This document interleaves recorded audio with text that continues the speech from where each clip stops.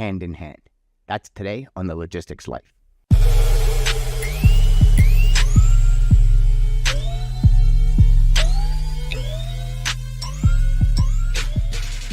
Hey, my friends. So it's interesting how things work. And I believe anyways in how synchronicity works. So I had planned this show for today. And just to give you guys some context, just so happens speaking with a friend of mine who's in logistics looking for a little bit of insight into different industries. And we went and had this conversation today. So it's amazing how things come full circle, if you will, for lack of a better term. So what I want to talk to you about today is the idea of designing a business to suit your life. And what I mean by that is, and more importantly, to get a little more in depth in it, is the idea of how does logistics and real estate actually how are they similar? Very similar when it comes to results, right? So the way I look at it is like this, and this took me close to 17 years of my career to figure out. So I truly hope this adds value to you today and does not take you 17 years to apply this information, okay? So the way I look at it is this. If we look at real estate and, just understanding real estate agents, you have the elite agents that they call. These are the ones that sell 5, 6, even 3, 4, 5, 6, $7 million homes. Then you have other real estate agents that maybe focus on $100,000, $200,000 condos. And the way I look at this is, would you rather, play a little game here called Would You Rather. Would you rather sell 2 homes a month at $4 million or sell, what would you need? You'd need at 200, so be 5, 10, 20, 40 homes a month at 200,000. Right? We think of the workload, right? And this is a concept that I learned close to 17 years of my career. And I actually learned it from Bob Proctor. And some of you might think, yeah, well, Dan, of course, that makes sense. And I understand that. But how many of you are applying it to your business, right? So, for example, you get a customer that says, well, I got 15 loads a week, and you can make $100 a load. Okay. Or do you move 2 loads a week that makes $750, making the same $1,500 GP, but you're moving 2 loads over 15 loads? Right. Then there's the other aspect of it where, your ops team, is it easy to book? Is it hard to book? And I mean, there's variables to it, but the overall concept, the overall strategy, the overall workflow, the overall structure is that of what would you rather? Would you rather work and maybe every 2 weeks land a deal that gets you the same profit that you would by moving 5, 10 loads every week? What matches your lifestyle better? And it's funny because when I go back and think of this in my career and helping train hundreds of salespeople, I've seen salespeople when I was at a company building their development center and developing their sales reps. One big thing is there were certain sales reps that were going after like high price stuff that had a niche. Like right away, they understood the power of niches. And then there was other sales reps. And I have 2 very visuals of these 2 individuals very specifically in my head, where one was just going after everything. They loved and they like thrived on that wheeling and dealing in the day-to-day. And that worked great for them. Kept their day busy. They felt engaged. They were excited to do it. And then he went on vacation. This individual went on vacation. And when he went on vacation, he did 0 numbers. Because the operations team that took over his business just couldn't keep up with all the other business they were booking, couldn't keep up on the constant, okay, I could do it for this price. Can I get the load? I could do it for this price. Can I get the load? So I looked at that and I went, whoa, this is a crazy perspective where you have one moving 3 loads a week that's making the same profit as this person moving 20 loads a week. This person making 3 loads a week has so much more time to develop and prospect new, high-paying, profitable customers.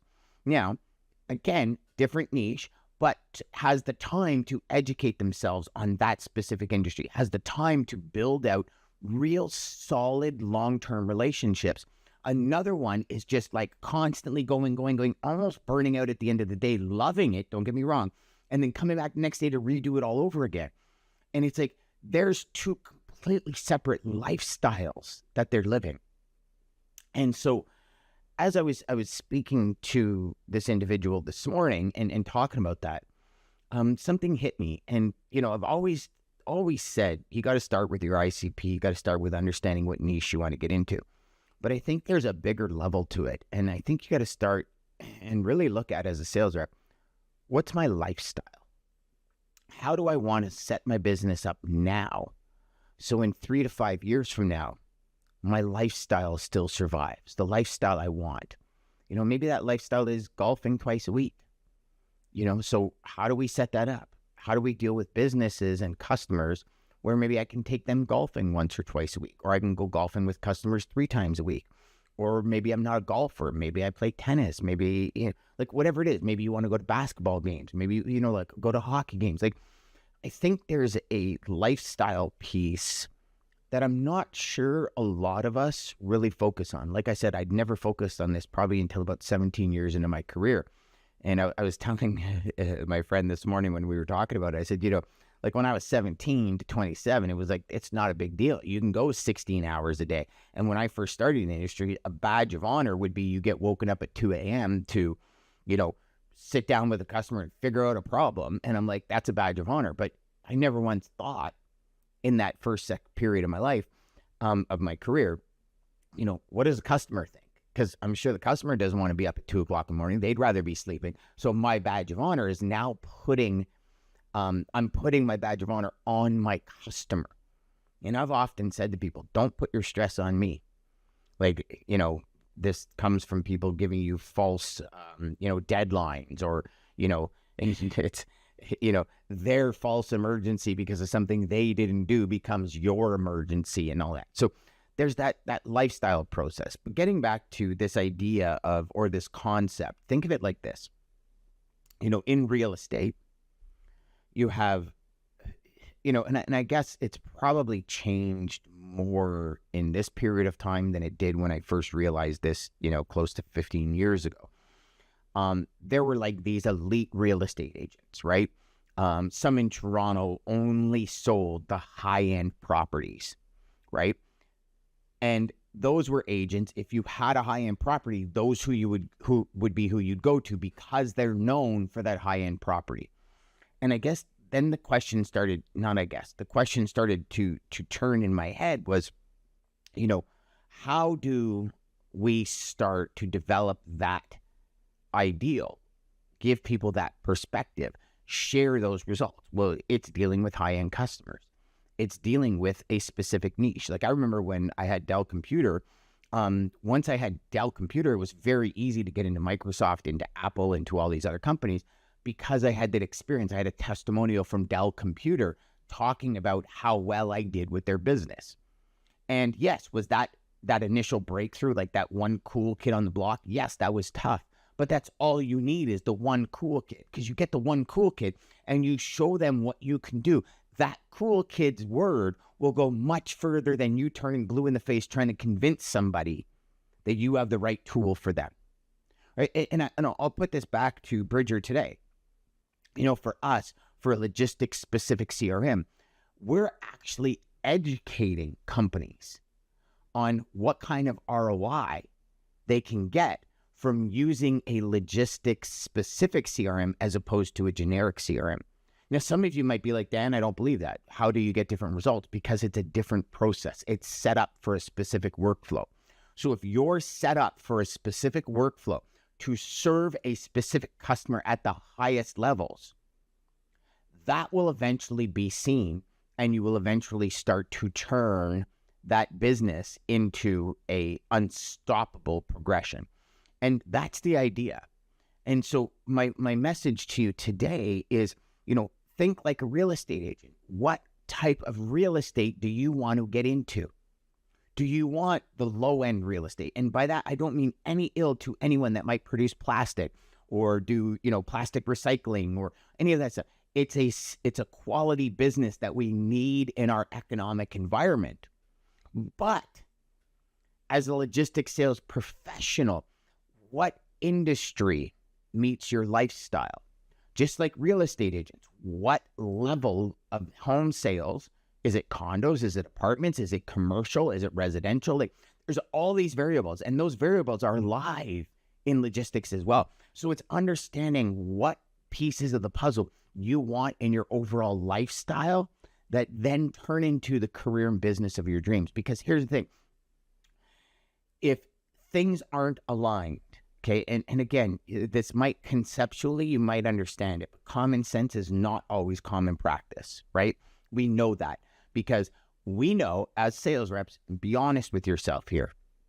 You head out and you say, you know what, I am only going to do loads that give me a decent margin or customers that appreciate me. And somebody throws 20 loads a week in front of you and it's lower margin and the customer might be somewhat of a jerk or not really be in line with your ICP.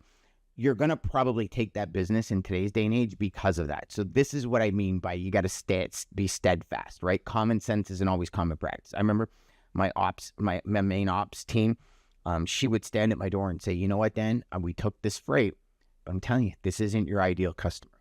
And sometimes we need people outside to look in and tell us that. So don't be afraid to get that feedback from people.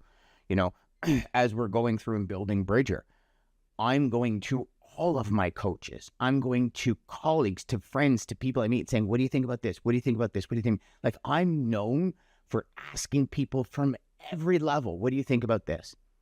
And I'm getting feedback because I am so close to it. And this is the challenge that a lot of entrepreneurs, which you are, if you're a logistics salesperson and you're on commission, you're actually an entrepreneur, okay?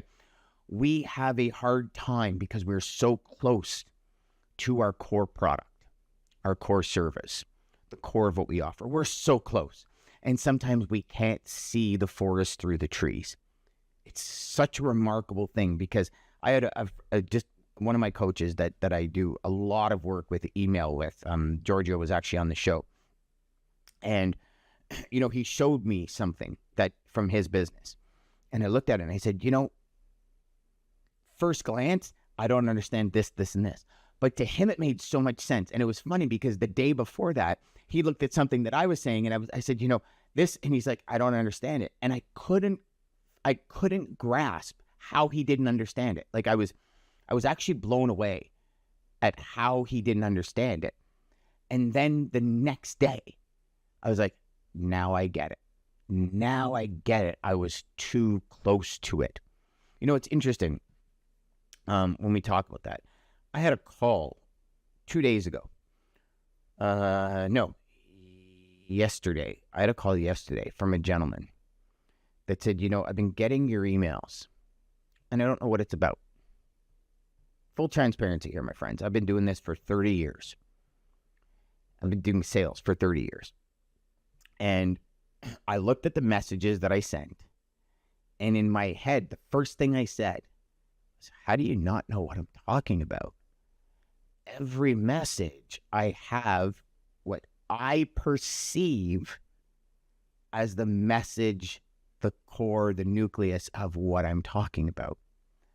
And it's interesting because I asked, I said, really? I said, like, is there something specific that threw you off? He goes, it's just not clear. It's not concise. Your message is not concise. And I'll tell you, at first, and again, full transparency here, at first, my initial reaction, it wasn't even responsive, but it was a reaction in my head was like, are you kidding me? You're obviously not reading your emails, right? And it's maybe how you feel when you're trying to connect with a prospect. And it's like, maybe this is it. But I realized that message, after going over it and having Giorgio explain it to me, that message was trying to sell $50,000 condos. It wasn't a message to identify the $4 million house that I want to be the real estate agent of. So this perspective that we have, this level that we want to operate on, is critical to our overall lifestyle. That messaging, everything happens from the nucleus of what the challenges are that you solve. So In closing for today, because I'm trying to keep these shows under 15 minutes and I have a hard time doing it and I apologize, but the idea for today is going to be really decide what real estate you want to sell. Craft your messaging, your processes, your workflows, your modus operandi to only focus on those real estate listings. And if I'm thinking what's going to happen with you is you're going to very quickly probably get frustrated because there's less opportunities coming your way. But when you start landing the opportunities that actually make you the revenue that you want to make, give you the time back that you want back, I think you're going to be in a much happier and a much more fulfilled position. That's the message for today, my friends. Go out there, make every call educational, crush your sales, and choose your real estate industry carefully.